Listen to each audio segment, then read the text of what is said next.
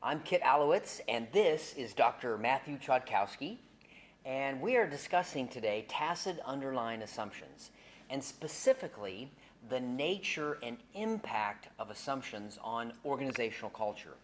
Now, this video is really in preparation for our next summit. We would like to prime you and really lay the foundation and some groundwork for the session that we will be having at the next summit. Now, depending on your interest and curiosity in the topic, today what Matt and I would like to speak briefly about is a reminder of things that you may already know but may not practice, because for most of us we tend to practice far less than we know. Our leadership journey so far has really been a voyage to explore our thinking about our thinking and change our thinking in areas that have been limiting. And we really relied on Matt for a lot of that, and it's been great to have him on this journey with us. So I'm glad that he's here with us today. So for well over a year ago, we first addressed the topic of assumptions when we asked everyone on the journey to create a list of the assumptions that we went on. And Matt led that discussion, and it was great to have Todd Lucy, who was willing to kind of kick off this discussion, and he was willing to share his assumptions with us. And then we went from there to creating our own assumptions. And then, so now that it's been almost 2 years later, we want to follow up and really take on our assumptions again and maybe dive a little bit deeper as to where we are on this idea of assumptions and the sea of complexity that it can sometimes create. But first, I think we should do a little review, maybe, Matt, of some of the things that we've come up with and worked on over the last 2 years relating to assumptions. And it's really maybe boiling down to 4 questions. Number 1 is, what are our assumptions? Number 2, where do they come from? Number 3, why are they so important? And then lastly, why are we focusing on them yet again? Now, I've learned this from Matt over the last couple of years. There's probably at least 2 popular metaphors that really get at this concept of assumptions. And the first one that Matt introduced us to some time ago is the iceberg. And then the second one is called the rider and the elephant. So this first one, the iceberg, is a pretty neat one. It really illustrates that our tacit underlying assumptions, they're really deep and they're below the surface of our behaviors. They're kind of out of sight, invisible. But yet, what's crazy is that they really, literally determine what we think and literally drive what we do. Now, the other analogy is this. It's called the rider and the elephant, and it's a metaphor, and it has kind of a different focus. Yeah, kid. Actually, the rider and the elephant metaphor isn't so much about the depth of an assumption as it is about the strength of an assumption. So an assumption is like the elephant, and it's powerful, and like the rider who is often at the mercy of the elephant, we are at the mercy of our assumptions. Mm-hmm. Now, the other connection is that the rider represents the conscious mind, and the elephant represents the subconscious mind. And our tacit underlying assumptions operate at the subconscious level, but only the rider can actually control, tame, and train the elephant. Now that's pretty fascinating. So thank you for that. And I know Matt can go on in depth about this analogy, and you'll hear more about it in the summit upcoming. But I'm curious, Matt, do you have another example maybe before we go into kind of the nature and the origin of assumptions? Well, actually, there is one. I'm not sure how many people are familiar with this one, but there was a time when people actually assumed the heart was the seat of our intelligence and our knowledge. Aristotle actually believed that the brain was a radiator and that it actually acted to cool the blood together with the lungs. Now, it's very interesting to note that Hippocrates believed that the brain was actually the seat of our knowledge and intelligence 100 years earlier. But Aristotle's view became the accepted assumption. It wasn't until the 16th century that Aristotle's theory was finally rejected. But even today, we can see confirmation of the depth and strength of Aristotle's assumption when we use a phrase like knowing something by heart. Right, that makes sense. That's a great example. Let me just add here, regarding the nature and origins of assumptions, isn't it true that most of our assumptions are based on our life experiences, meaning virtually all of our conscious learning from what I understand, 2.5 years or older? Mm-hmm. So by learning, we mean direct and indirect, things we learn from direct instruction, and then there's things we learn vicariously from observing. Now, most of what we learn occurs in a family setting, from parents to siblings, from role models and teachers. Mm-hmm. This is long-term. This is a long-term, ongoing, really a socialization process from what I understand. So then, as we grow, thousands of life experiences become really internalized and integrated in the form of values and beliefs and assumptions. And for the most part, this is a very subconscious process. And then over time, what seems to happen is they become so taken for granted that we literally stop talking about them. Now, this doesn't mean that they no longer exist. They simply become invisible.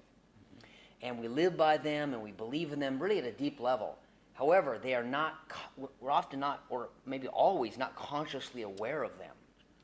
And ultimately, we develop tacit assumptions about people, about human nature, about human relationships, about time, space, reality, truth, you name it. And that's what shows up in our work, in our behavior, mine and in yours. Absolutely. Yeah, and the real concern here is that tacit underlying assumptions, they're below, right, the level of our own awareness, which means that they're not consciously considered or discussed. They're sometimes called undiscussable. So this makes them potentially more dangerous than even a working hypothesis that we might have. Now, amazingly, in what seems to be a counterintuitive statement, ignorance actually helps make tacit assumptions explicit. Ignorance is a precious resource, actually.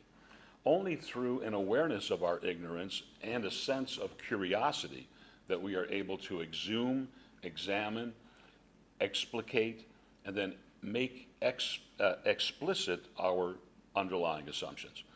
Maybe we can focus our attention now on the anatomy of an assumption, why some assumptions are hard to access, and why we can't recognize our faulty assumptions. Yeah, okay. Yeah, and let me take a stab at that. Sure. I always like to start this discussion with talking about or pointing out the image of it's called the lazy brain. Yeah. And it's a good place to start because it explains part of the process of assumption formation. So as I understand it, the conscious and subconscious run as really two parallel systems in the brain. The subconscious soaks up and processes information gathered through the senses at something like a rate of 500,000 times faster than the conscious brain. So with that, when the prefrontal cortex focuses on or processes information, it burns up a lot of energy, and that energy is in the form of glucose and oxygen. Now, the subconscious uses really a small fraction of the energy to process and store this information, and the crazy part is the brain hates to use energy. And so the purpose of the brain is to try to not use energy. And the purpose of the brain also is to try to conserve that energy really for survival reasons, survival purposes. So the subconscious mind does not filter data or judge or evaluate, and it really can't tell the difference between what's real and what's imagined. And along with that, the subconscious mind does not communicate in any sort of kind of language. It uses emotion, images, and then our sensations to use that communication process. The next point that's kind of interesting is the subconscious mind does not reason, which is partly why it uses far less energy in this process. Mm-hmm. And then on top of that, the subconscious mind operates really only in the now. It's focused on the now. That's right. And the subconscious mind also stays true to what it believes, and it's always tempted to reject information that contradicts its own reality. So, with all that said, the average person ends up only spending about somewhere around 10% of their time each day using their prefrontal cortex, which is kind of crazy to me. Everything else, the cognitions and the behaviors, they're really what we call reflective actions. And the brain is automatically, it's trying to move thoughts from the conscious to the subconscious when too much energy is spent on the thought in the conscious mind. Or a high emotion value is assigned to that thought by the subconscious mind. So there's a lot going on as we just go about our day and drink our coffee and try to run. Right. Now, the conscious display of emotions is usually considered what's called the smoking gun of the subconscious assumption. Now, we know why we have, with all this said, we can really get a sense of why we have so much trouble sticking with change and really doing it, because there's a lot going on behind the scenes at a subconscious level that has been formulated over years, decades, that really drives kind of what we do. So I like this quote that I've heard Matt say before, and I'm going to try my best to regurgitate it. It says that some assumptions, they're powerful. We believe in our assumptions. Our assumptions are our truth. Our truth is part of our reality. And lastly, our reality is really part of our identity. Now, because we do not need to continuously focus our attention on our assumptions, they really fade into our consciousness and become implicit. Yes. And over time, we no longer need to be aware really of even their existence. So tacit underlying assumptions, therefore, are just simply not discussed. They're not questioned, they're not challenged, because they really are just deep down and formulated over time as part of this human process. Yeah, well, that's great. That's a very good overview, and we hope that you actually enjoyed this video. And at this point, Kit is now going to do the powerful emotional close. Thank you for that, Matt. All right, so in preparation for the summit, we will be asking you to review your assumptions from 2 years ago when you did this exercise, or if you're new to the journey since we did the exercise, we're going to ask you to think about what you think your known conscious assumptions are as it relates to life and work and people.